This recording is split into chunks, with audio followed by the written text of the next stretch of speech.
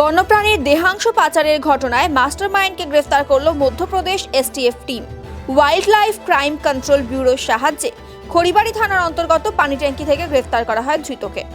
ধৃতের নাম তাশি শেরপা, দিল্লির বাসিন্দা।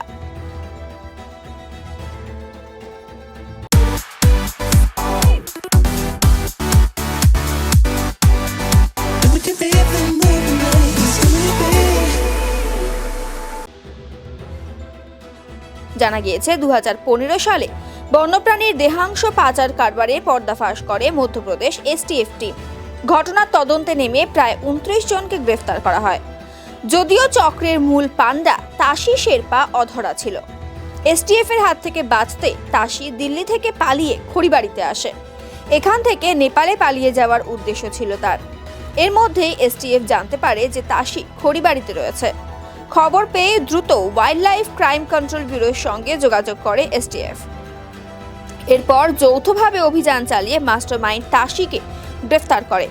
আজ ধৃতকে শিলিগুড়ি আদালতে পেশ করে 3 দিনের ট্রানজিট রিমান্ডে নিয়ে মধ্যপ্রদেশ রওনা দিয়েছে এসটিএফ।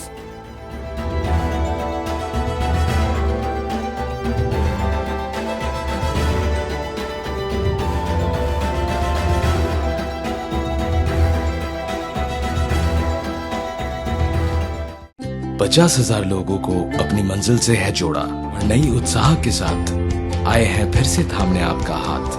श्री शांति होंडा।